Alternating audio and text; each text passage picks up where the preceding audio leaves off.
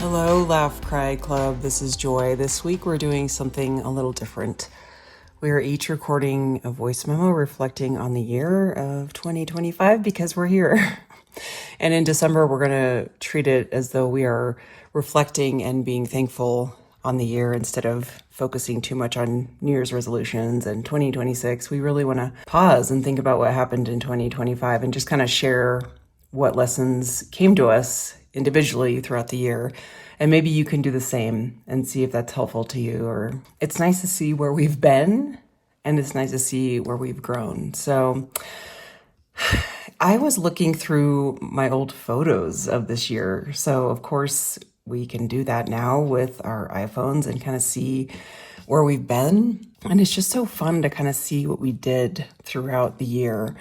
Of course, when I open up my photo album, it is all dogs, which is just lovely and beautiful. And I'm completely fine with that. But it really makes me smile that so much of my life is filled with wonderful people and wonderful animals and spending a lot of time with friends this year. But in terms of kind of whittling this down to actual lessons, there's a lot that came to me as I was reflecting on this. And the first word that comes to me is abundance. That was my word for 2025, was abundance. I wanted to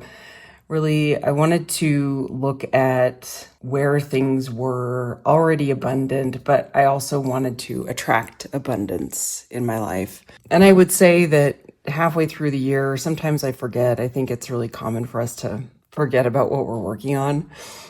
But when I look back at that word and I look back at the year, I can see how much is really, truly abundant in my life. 2025 taught me a lot of things. I think the main number one was patience and slowing down. I have lived so much of my life in go mode. I've lived a life where I feel competitive with others, just in the sense of like, I always kind of have to stay ahead of what's going on with other people, with goals. It's not a bad thing, but I found myself really being frantic with that energy.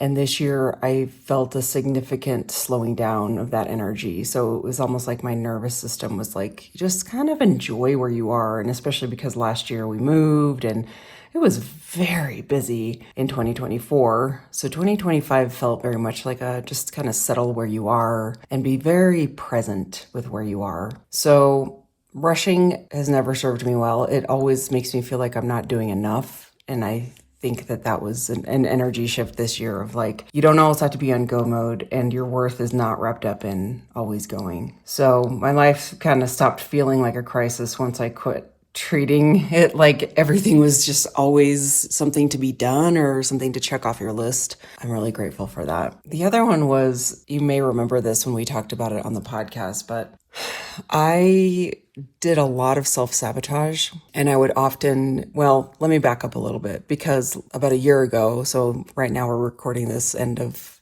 November, a year ago I was really struggling with my mental health and it was right after the move where I was feeling suicidal. My mood was all over the place. I do know it was related to hormones and perimenopause and I just didn't really understand what was going on with me and it was a really, really dark time. So I was very much struggling with anything to do with thinking positive. If you've ever been through a dark time and you can probably think your way out of it, but it's not the easiest thing to do. So I would really try to do that to no avail. Finally, I got medical help and medical interventions, and that's the end of that. I've been doing much better, but it took a while for me to really get the wheels turning so that I could start to think more positive. And I found myself every time I would do that, I would start to sabotage. Like, even though you're really noticing the beautiful sky, that there's a dark monster. There's like a boogeyman waiting for you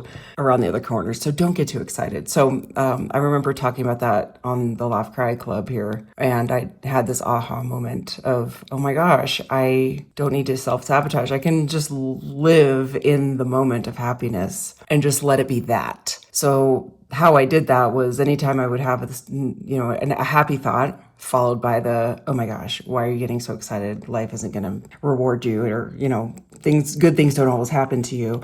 I would go, oh, that's that thing I do. I'm not doing that anymore. I'm going to continue this happiness. Even as I talk about it, I get a little bit of a lump in my chest, kind of almost like anxiety wanting to do it.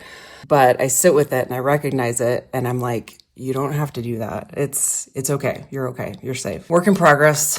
But I feel like I've made some really good strides. I also have been feeling a level of acceptance of myself that I haven't felt probably my whole life. I think that has to do with age.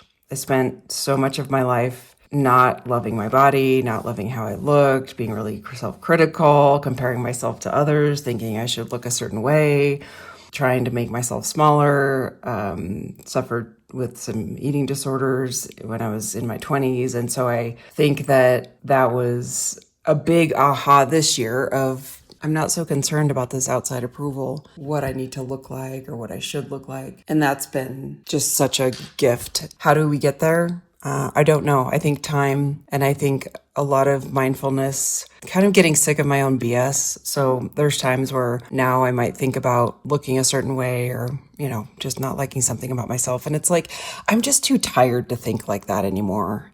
And I don't want to discount this for anyone out there who might be struggling, but for me, for my mindset, I just think I just have better things to do. And I think that is also related to age. So I can't just say it's as easy as turning your mind around, but it has so much to do with being present in my body, accepting where I am, and understanding that really being grateful for my body and what it does. And I never want to take it for granted. So I'm really grateful for that too. Another one is to not fight other people's battles. So there's times in my life where I've been protective of others. I want to get angry when other people are not treated well. I know I've spoken about this a little bit on the podcast as well, where there's stuff that's gone on in my mom's side of the family, and I get really protective of my mother, and I found myself just getting so angry.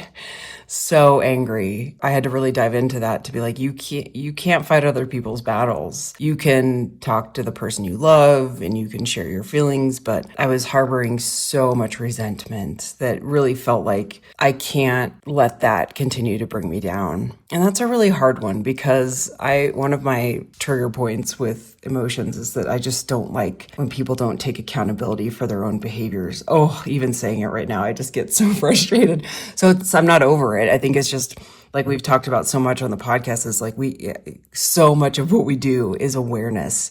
As long as we're aware of our emotions, I think we can do a lot.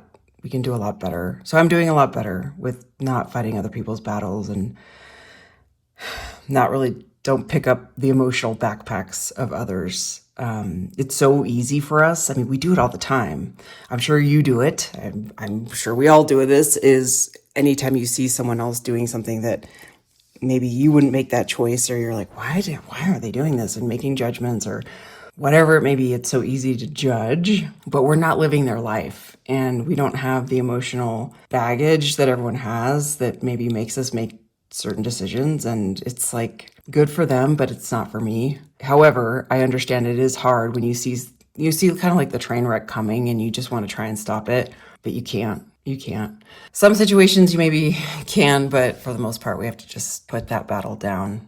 So as I kind of reflect and close on this year, and as we'll talk more about this in the coming episodes in December, of just being grateful for what the year has brought us, how we've grown as people, I am so thankful for the person I've become, the friendships that I've made, this podcast, meeting all the people that listen to this podcast, and having the confidence to continue to grow this podcast.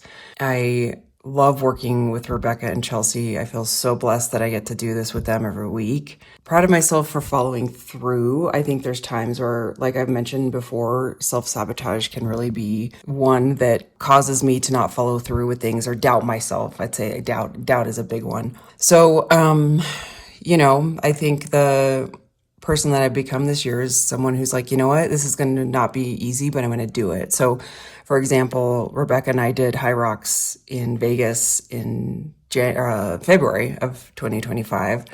It's such a good memory because I think about all of January, I was really kind of focused on training for that and getting to meet Rebecca. And we went to Vegas the beginning of February. It was like such a great way to start the year.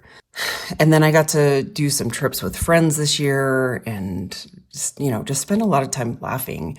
But one of the challenges that I took on that I feel myself growing from is taking a class again. I hadn't taken a class in so long, a class where I literally had to, show up every week for a few hours.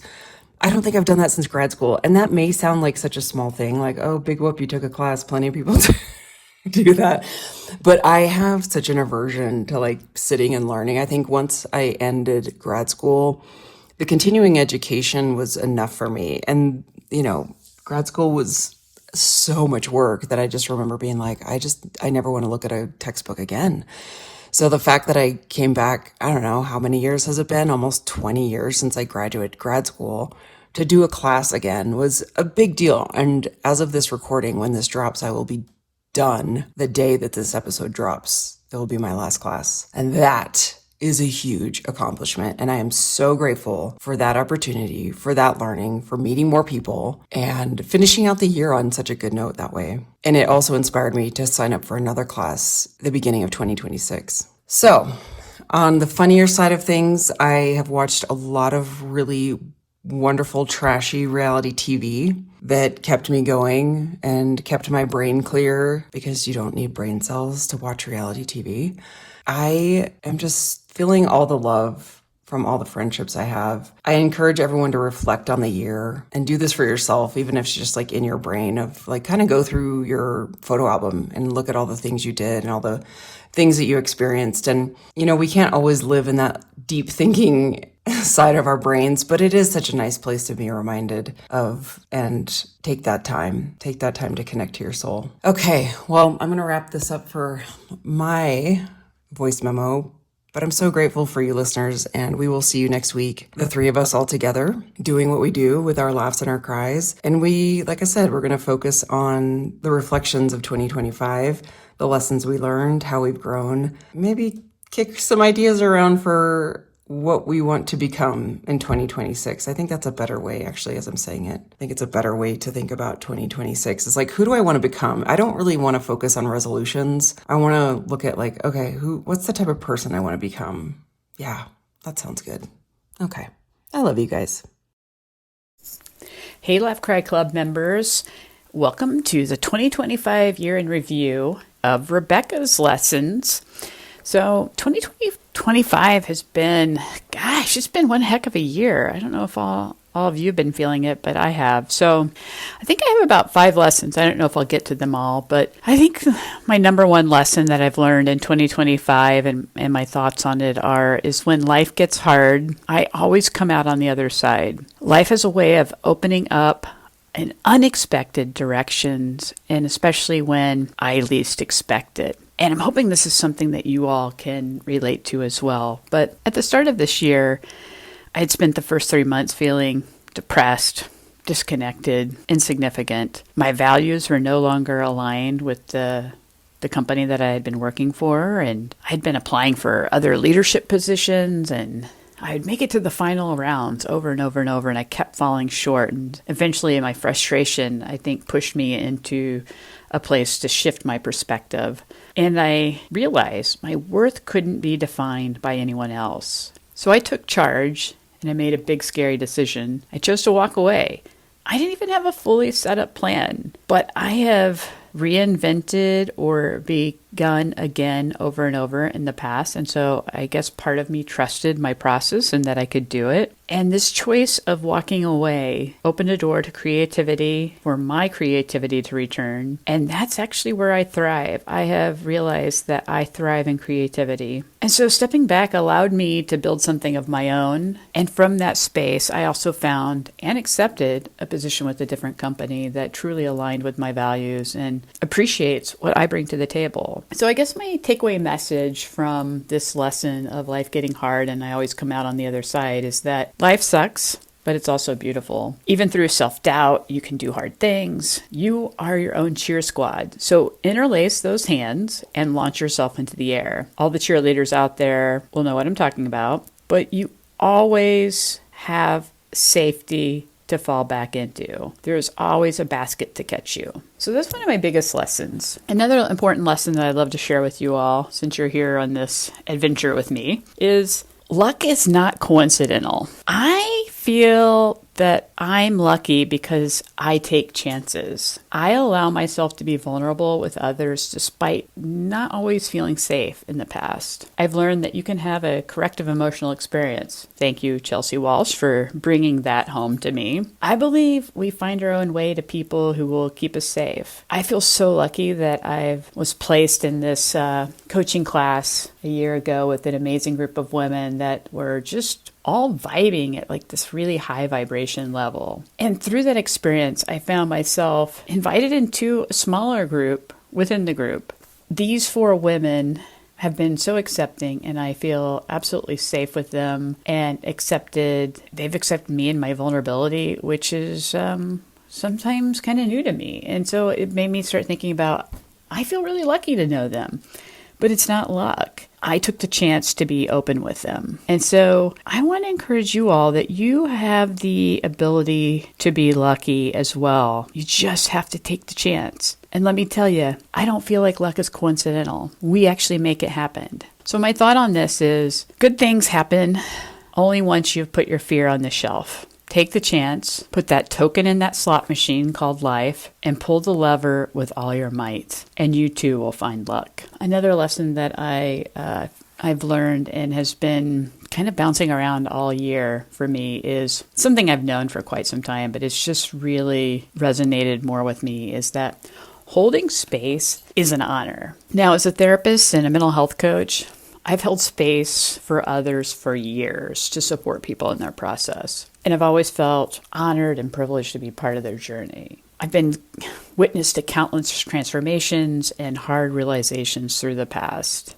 But this year, it's become abundantly clear to me that I hold space in others in so many other ways. It's just not in my career or my job, which being a therapist or a coach, but I hold space for those people that I supervise, for other members of leadership, for my spouse, for my friends, for my family, and for the rando stranger. Again, thanks Chelsea Walsh for that. And it's such an honor and a privilege to be able to share space with all these individuals. I really want to encourage you all to just be mindful of the power you hold and the ability you have to be able to hold space for others. That when you interact, when your molecules are bumping up with another molecules of some other individual, like, pay attention to it. Interact with the rando stranger, that you might be able to hold space for them. Heck, they may be holding space for you as well. So my takeaway thought on this lesson that holding space is an honor is I really encourage you to get still, zip your lips, and lean in. Remember, you are the bucket and you are capable of holding all kinds of things. Give someone this gift and hold space for them. Lesson number 4 for the year. Signs are abundant. Get curious and listen. This is something I've known for quite some time, but it is just happening to me more and more lately. You know, I call these letters from the universe, and these letters from the universe are very abundant. Yet the majority of people miss them. For instance, the sign of my dead grandmother visiting me is always a cardinal. When I see a cardinal, I'm like, oh, hey, Grandma, you're visiting me. I want to share this personal story that when my sweet baby Ruby passed away last week, suddenly and unexpectedly, I was presented with the sign of the clock reading 11:11. And some of you may recognize, some people call that an angel sign. I don't think it matters exactly what you call it, but it is a significant number when numbers kind of repeat themselves like that, especially that number. And during this crisis I'm having with her, it was just extremely traumatic. I grabbed my phone just to check the time because it was the middle of the night for me, because I go to bed at like 8 because I'm Gen X and tired at this point. But 11:11. And then a few days later, I'm going for a walk without her and thinking about her, and a monarch butterfly presents itself to me. It is November. It's late November. All of these monarchs should have migrated further south by now, but this one monarch is fluttering around, and I just watched it. It was so beautiful. And then all of a sudden a ladybug lands on my hand, and a nickname I used to call Ruby was Ladybug. I'd be like, oh, there's my little ladybug. Her presence was with me at that moment. And so I want you all to remember the signs are abundant. You're only going to notice them if you're curious and you're listening and you're leaning in. So my takeaway message from this is you're never alone. Your intuition is always present, which is powered by the lessons of your ancestors and your mistakes that you've made this lifetime. So remember, you have to open your eyes to these signs. In the words of a famous group, some of you all may know, Ace of Base, there's a line that says, no one's going to drag you into the light where you belong. And I'm saying you have to do that yourself. And of course, I'm going to leave you all with some humor. Lesson number 5, I have come to realize I love my drinks. Now, I'm not talking about alcohol drinks. I'm talking about non-alcoholic drinks, because actually I don't really drink much anymore, maybe once or twice a year for a fun occasion. But I have realized the other day I was coming home from the store and I had a cart full of different drinks, and I came home to put them in, guess what? My drink refrigerator in my garage, because I have a refrigerator in my garage because I feel like an adult, and it's all for my drinks. I mean, granted, there are a few other things in there, but I also want to say that I recognize this is a place of privilege too, because not everybody has a second fridge, even has one fridge, can have another fridge, can even afford all these drinks. So I do want to say that I recognize that very much. But I have come into acceptance that I am that person. The funny thing about it is I don't have kids. And I am not entertaining others for parties. So the drinks in the fridge are all mine, which I love. One of my favorite things is actually coming home to stock my fridge. And that is where my OCD really thanks me, because I'm really good at stocking. But, you're probably like, what kind of drinks do you have in your fridge, Rebecca? Guess what? I'm going to tell you. I've got like a whole bunch of different Chobani yogurts in there. Those yogurt drinks, they're so good. You can get them like 20 or 30 grams of protein. I've got 3 different kinds of like bubbly water, not the actual brand. These are probably like Waterloo, but 3 different kinds. I call them fuzzy water. I've got some sweet tea in there.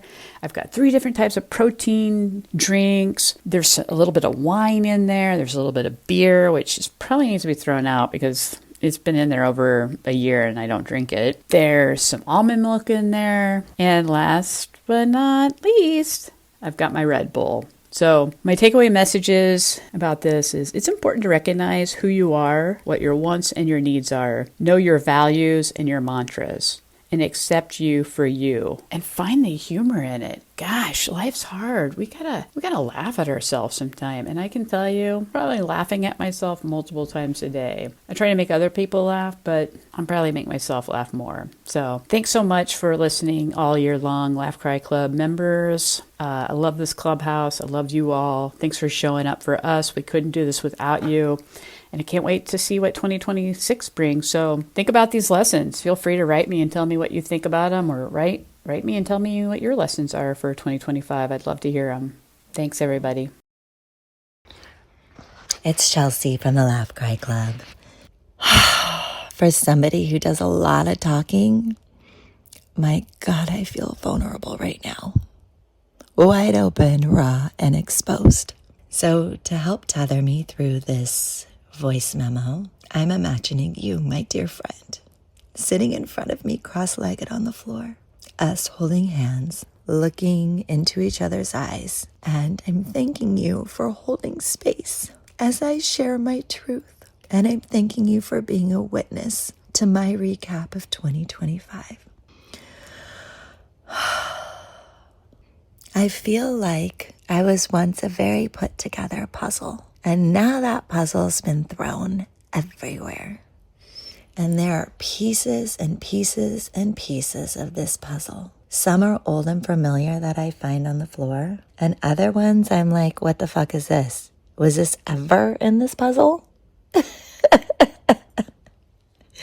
And some pieces I pick up and I hold on to, because I never want to lose those pieces again. And some of the pieces, they were sticky and they've just remained. So let's go into the puzzle. I went through cancer with my late husband, and 2025 was a really hopeful year. It was a year that we thought, we're going to get this son of a bitch tumor cut out and we're going to live. And the thing is we lived during cancer, but there's so many puzzle pieces as a caregiver that there's no room for. There wasn't any room for spontaneity other than hospital visits. There wasn't any room for lightheartedness, because when you walk along the edge of death with somebody who you love, there's always a heaviness, whether you like it or not. There wasn't room for the sexual parts of me as a wife, a lover, as a human being. Time was so scarce. It's like there was never enough time in the day to do everything that I needed to do to be a mother and a wife and a caregiver and a businesswoman. Never enough. And running on adrenaline and fumes, that became a huge piece of my puzzle. Over-functioning and an overdrive. And then came the explosion, where none of those things matter. Because after the liver surgery, the surgery that ended up killing him, but taking away the cancer, I lived in the hospital pretty consistently for 9 weeks. I slept there, I showered there, I worked there. I did everything in that hospital room, and my world became very small. And there's something, refreshing about having a really small world. A world where the political noise in the news has no room in that hospital room. Where you don't think about finances or work or responsibilities, because the person in front of you is close to death. And all of those other things seem so insignificant. And you want all the time, even though the time was agony, scary, terrifying, brought to my knees time after time again. Here's what I held on to as I walked my late husband out of the earthly world into the spiritual world. I learned that we spend a lot of time trying to hide ourselves, trying to protect ourselves, trying to fit, trying to get love through trying to fit. I've seen my late husband's soul, and he's seen mine. I saw his soul when he transitioned. I saw his soul when he had 3 really near-death experiences. And he saw mine. And it made me think, why did we ever hide our souls from each other? Because we're scared. But you know what the truth is? We should be fucking terrified of living a life where our souls are not exposed. We should be terrified of being inauthentic. We should be fucking terrified of a life that is unlived, because we're so fucking afraid of being seen. Those are the things now that I know to be true. And so in May, he died. And it was beautiful. And it was brutal. And I take away such gratitude now that I see things so differently than I ever did before. I see more love than I've ever seen in my life. I've seen more grace given to me and my family than I've ever seen in my life. I've seen strangers who have hugged me and prayed with me and leaned in with me, just intuitively, because of my soul being so exposed that they could see right into it. And I know now that that will always be one of the greatest gifts from cancer, from walking through death. So I hold on to my late husband's wise words when I once asked him, do you ever think, why me? And he said, no, why not me? I hold on to that when I go, how the fuck am I a widow at age 47? I say, why not me? How am I a woman who is unemployed? Or on a pause or on a break? Why not me? How am I this age and I don't know what I'm doing next? Why not me? And then I think about all the dreams, all the pieces of me, all the parts of me that there wasn't space for during caregiving with cancer, that there wasn't space for when I was a young mom, there wasn't space for when I was, crushing it in the business world. And now I think, why not me dream big? Why not me go and think about all the things that will bring me joy? Why not me sit in front of a tree for, 5 hours and watch the leaves fall and watch the squirrels climb up and down the trees and listen to the birds? Why not me become somebody who lives more intentionally and slowly? Why not me just be fucking me? And so being me doesn't start tomorrow. It starts right here in this moment now. Because I refuse to have a life that's unlived. And I refuse to cut off or tuck away or hide or bury any of the things that once protected me. So thank you for listening. Thank you for your love. Thank you for your grace. Thank you for being a witness. I'm sending you all my love. Bye.